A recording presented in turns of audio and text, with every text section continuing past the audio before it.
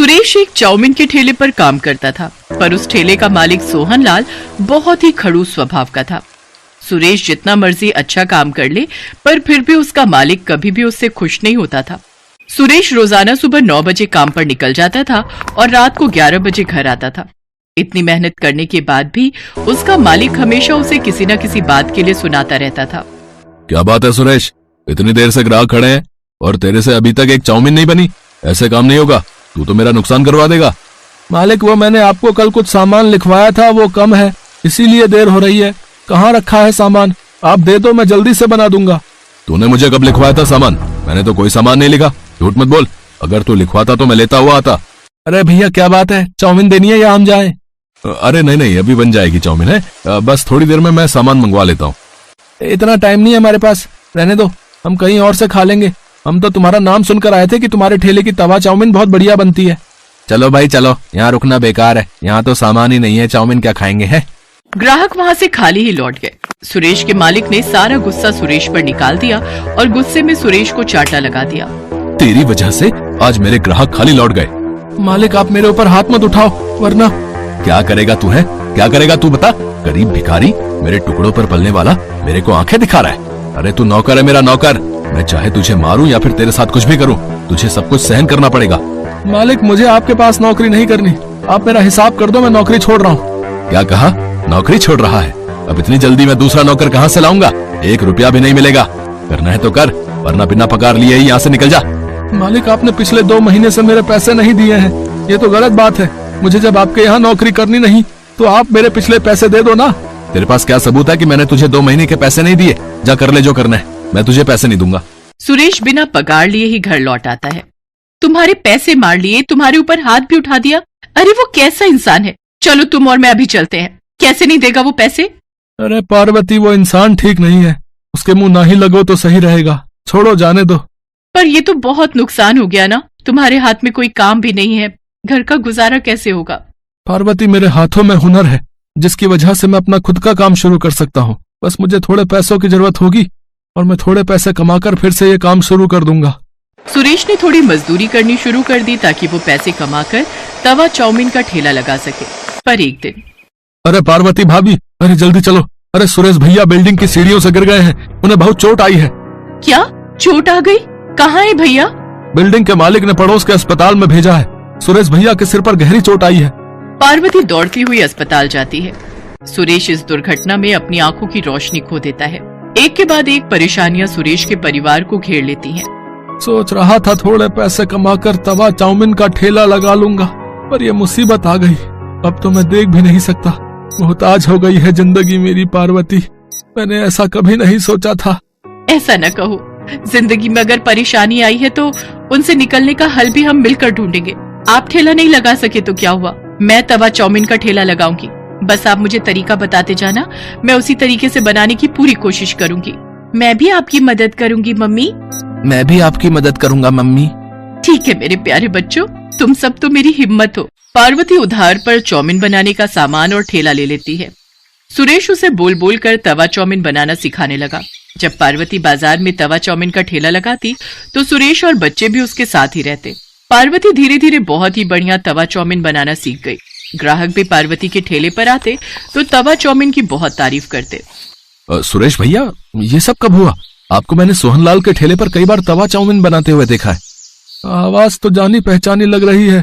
पहले के ग्राहक मेरे बहुत अच्छे बातचीत वाले हो गए थे। क्या करूं भैया, मालिक ने अपने ठेले से निकाल दिया था। मजदूरी करके थोड़े पैसे कमाने थे तो यह हादसा हो गया। कुछ ग्राहक तो सुरेश को पहले से ही जानते थे। जब उन्होंने उसकी ये हालत देखी तो उन्हें भी बहुत दुख हुआ। धीरे धीरे पार्वती के तवा चाउमीन ठेले पर भीड़ लगने लगी। पर एक दिन सुरेश के मालिक सोहनलाल को जब ये बात पता चली कि उसके सारे ग्राहक सुरेश के ठेले पर तवा चाउमीन खाने के लिए जाते हैं तो वो जलन से भर गया और उसने कुछ गुंडों को सुरेश के ठेले पर धमकाने के लिए भेजा। चलो हटाओ रे, ये चाउमीन का ठेला हटाओ यहाँ से, यहाँ कोई ठेला नहीं लगेगा। कैसे नहीं लगेगा?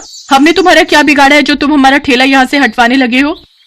तुम लोग ऐसे नहीं मानोगे हैं? चलो भाई तोड़ दो इसका ठेला। पार्वती, ये लोग हैं कौन, जरा पूछो तो। ओए, हमें सोहनलाल जी ने भेजा, समझा? उनके सारे ग्राहक तुम्हारे ठेले पर आने लगे हैं और वो ऐसा कभी नहीं चाहते, इसलिए उन्होंने कहा है कि तू अब ये काम बंद कर इस एरिया में बस उनका ही तवा चाउमीन का ठेला चलेगा, समझे? या कुछ और समझाए? हमें धमकी दे रहे हो? बाजार के बीच में खड़े हैं, अभी आवाज लगाऊंगी तो लोग इकट्ठे हो जाएंगे। अरे भाइयों बहनों, जरा हमारी मदद करो, देखो ये गुंडे हम गरीबों पर जुल्म कर रहे हैं। क्या हुआ बहन जी, चिंता मत करो, हमारे होते हुए गुंडे आपका कोई नुकसान नहीं पहुंचा सकते। चिंता मत करो, हम अभी इनकी वीडियो बनाकर सोशल मीडिया पर डालते हैं। क्या नाम बता रहे थे भैया, तुम्हें किसने भेजा है? गुंडे थोड़ा घबरा जाते हैं। उनके आसपास लोगों की भीड़ जुटने लगती है, जिनमें से कुछ मीडिया के लोग भी थे और कुछ जर्नलिस्ट, कुछ यूट्यूबर। फिर क्या था, उनको देखकर गुंडे बुरी तरह डर जाते हैं। इतनी देर में सोहनलाल भी आ जाता है। अब तो भीड़ सोहनलाल के पीछे पड़ जाती है। आप सब जानते हैं, इस बेईमान ने मेरे पति के 2 महीने के पैसे मार लिए और इन्हें नौकरी से निकाल दिया। आज मेरे पति की हालत इसी की वजह से है। सीधी तरह से इन गरीबों के पैसे लौटा दो, वरना तुम्हारा ये हाल होगा कि तुम सोच भी नहीं सकते। मैं एक न्यूज रिपोर्टर हूँ, भले ही आज मैं ड्यूटी पर नहीं हूँ, पर अपना फर्ज भली भांति जानती हूँ। सीधी तरह देते हो या तुम्हारे खिलाफ खबर छापूं? नहीं, मैं पैसे देता हूँ। सोहनलाल डर जाता है और वो पार्वती के हाथ में सुरेश के पैसे और बाकी सबके कहने पर उसका जो भी नुकसान हुआ उसमें पैसे बढ़ाकर देता है और उस दिन के बाद उन्हें तंग न करने का वादा करता है। काफी लोग सुरेश और पार्वती की मदद के लिए आते हैं और फिर सुरेश का इलाज भी करवाने के लिए बहुत से लोगों ने मदद की, जिससे सुरेश की आंखों का ऑपरेशन हो गया और उसकी आंखों की रोशनी फिर से लौट आई और सुरेश और पार्वती दोनों मिलकर अपने तवा चाउमीन के ठेले पर मेहनत करने लगे। जसमीत एक सरकारी कॉलेज में पढ़ती थी। उसके बाऊजी नरेंद्र एक कपड़ा मिल में नौकरी करते थे। जसमीत की मम्मी वर्षा घर के बराबर में ही एक होटल वाले को रोजाना के पराठे और रोटी बनाकर देती थी। कुल मिलाकर घर का गुजारा हो रहा था। पर एक शाम, वर्षा, आज सुबह से ही सीने में बहुत दर्द हो रहा है, लगता है ज्यादा बढ़ रहा है। जसमीत जल्दी आ, तेरे बाऊजी की तबीयत खराब हो रही है। बाऊजी क्या हुआ? मैं ऑटो लेकर आती हूँ। जसमीत और वर्षा नरेंद्र को हॉस्पिटल लेकर जाती हैं। डॉक्टर नरेंद्र का ईसीजी करता है और उसमें कुछ कमियां आती हैं। अभी तो मैं कुछ दवाइयां लिख कर दे रहा हूँ, यदि इन्होंने ज्यादा अपने शरीर से काम लिया तो दिल की बीमारी भी हो सकती है और यकीनन आगे चलकर ये हानिकारक है। बाऊजी, अब आप कुछ दिन बिल्कुल काम पर नहीं जाओगे, बस घर पर आराम करोगे। पर जसमीत बेटा, अगर मैं काम पर नहीं गया तो मुझे तनख्वाह काट कर मिलेगी और मिल के मालिक मेरी जगह किसी और को नौकरी दे देंगे। पर बाऊजी, आपकी तबीयत भी ठीक नहीं रहती है, डॉक्टर ने आपको आराम करने के लिए बोला है। कुछ नहीं होगा बेटा, तू मेरी चिंता मत कर। वर्षा, मेरा रोटी का डिब्बा बांध दे, मैं चला जाता हूँ। पिछले 3 दिन से नहीं गया, इतनी छुट्टियाँ लेना मेरे लिए सही नहीं होगा। नरेंद्र काम पर चला जाता है। पर आओ नरेंद्र, इससे मिलो, ये नया वर्कर तुम्हारी जगह काम करेगा। वो ऐसा है कि मुझे पता चला है कि तुम्हारी तबीयत ठीक नहीं रहती है, इसलिए डॉक्टर ने तुम्हें बेड रेस्ट बोला है। हमारी मिल को तो ऐसे वर्कर की जरूरत होती है जो चुस्त हो, मेहनती हो और अच्छा काम कर सके। तुम्हारी तबीयत को देखकर मुझे नहीं लगता कि तुम ज्यादा दिन मेहनत के साथ काम कर पाओगे, और अचानक भगवान न करे तुम्हें कुछ हो जाता है तो बात हमारे ऊपर भी आ सकती है। तो इसलिए मैं तुम्हारा हिसाब कर रहा हूँ, तो तुम कहीं और काम ढूंढ लो। पर सर जी, एकदम से मेरा काम छूट जाएगा तो मेरे लिए बहुत मुश्किल हो जाएगी। ऐसा न कीजिए सर जी। नरेंद्र, मैं अपने बिजनेस के साथ कोई रिस्क नहीं लेना चाहता, मुझे माफ करो। बाकी ये तुम्हारे 8 दिन के इस महीने के पैसे जो तुमने काम किया था, लो। नरेंद्र निराश होकर घर आ जाता है। वर्षा और जसमीत भी नरेंद्र से सारी बात जानकर बहुत दुखी होती हैं। नरेंद्र अब निराश और परेशान रहने लगा था, इसी कारण उसकी तबीयत और खराब रहने लगी। नरेंद्र ने चिंता में पूरी तरह बिस्तर पकड़ लिया। ये सब क्या हो गया भगवान, ये कैसा दुखों का पहाड़ टूट गया है हमारे घर पर। मम्मी चुप हो जाओ, प्लीज मत रो, आप ही तो मेरी और बाऊजी की हिम्मत हो। वर्षा, मेरे कारण तुम दोनों भी परेशान हो रही हो। मेरी बीमारी ने तुम्हें भी पैसों के लिए मोहताज कर दिया है। नहीं नहीं, देखो मैं नहीं घबरा रही। अच्छा, आप दवाई ले लो और बिल्कुल चिंता मत करो। जसमीत जा बेटा, वो दरवाजे पर होटल वाले भैया आए हैं, उनको पराठे पकड़ा दे, मैंने बनाकर रख दिए थे। भैया, अगर 2 टाइम के भी बनवाने हो तो बता देना, मैं बना दिया करूंगी। ठीक है बहन जी, मैं मालिक को बोल दूंगा। अभी तो सिर्फ दोपहर के लिए ही बोले हैं। मम्मी, आप घर का काम, पापा की देखभाल इतना थक जाते हो, फिर 2 टाइम के होटल की रोटी और पराठे कैसे बना पाओगे? मैं कॉलेज से कुछ दिन की छुट्टी ले लेती हूँ, आपको हेल्प हो जाएगी। मम्मी, नहीं जसमीत, तू पढ़ाई पर ध्यान दे, वैसे भी ये तेरा आखिरी साल है कॉलेज का, तू मेरी चिंता मत कर, मैं कर लूंगी। वर्षा दिन भर काम करके अब थक भी जाती थी। नरेंद्र की देखभाल, दवाइयाँ और घर का खर्चा सब उसी के सिर पर था। एक दोपहर जब जसमीत कॉलेज से घर आई, मम्मी ये देखो, हमारे शहर में पराठे प्रतियोगिता होने वाली है। सबसे अनोखा पराठा के नाम से जीतने वाले को 50,000 रुपए का इनाम दिया जाएगा। मम्मी आप इस प्रतियोगिता में ट्राई करो ना, देखना आप ही जीतोगी। जसमीत क्या बच्चों सी बातें कर रही है, मैं और प्रतियोगिता में भाग? नहीं बेटा। पर मम्मी इस प्रतियोगिता में भाग लेने में हर्जी क्या है? ट्राई तो करो, हो सकता है आपके बनाए हुए पराठे बहुत ही पसंद आए और आप इस सबसे अनोखा पराठा प्रतियोगिता को जीत जाओ। देखो अगर आप जीत गए तो 50,000 रुपए से बहुत कुछ कर सकते हो। मम्मी प्लीज मम्मी, आप मेरे लिए एक बार इस प्रतियोगिता में भाग लो तो सही। मैं आपका फॉर्म भर रही हूँ, आपको इस प्रतियोगिता में भाग लेना ही होगा। वर्षा, अगर जसमीत का मन है तो तुम प्रतियोगिता में भाग ले लो। जसमीत सही कह रही है। हो सकता है कि तुम प्रतियोगिता में जीत जाओ। जीतना हारना तो भगवान के हाथों में होता है, पर बिना भाग लिए हार मान लेना ये भी तो सही नहीं है ना। तुम्हें अपने हुनर को दिखाना चाहिए, छिपाना नहीं। ठीक है, अगर तुम दोनों कहते हो तो मैं इस प्रतियोगिता में भाग ले लेती हूँ। ये हुई ना बात मम्मी। पर आप कौन सा पराठा बनाओगे जिससे आप ये प्रतियोगिता जीत जाओ? ये सोचना पड़ेगा। एक्सक्यूज मी मैम, आपका पिज्जा ऑर्डर था इस पते पर?